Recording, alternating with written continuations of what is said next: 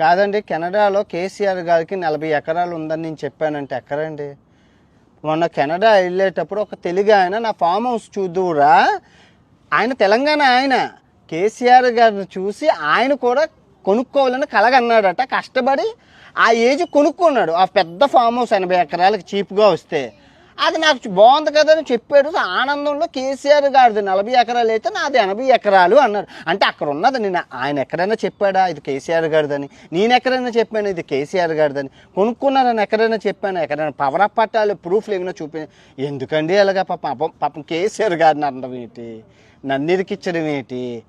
పూర్తిగా వీడియోలో ఉంది, క్లియర్గా చూపించాను, క్లియర్గా చెప్పాను. 60 సెకండ్లో అంత 80 ఎకరాలది నేను ఎలా చూపించగలను? ఏదో కట్టగా చూపించాను.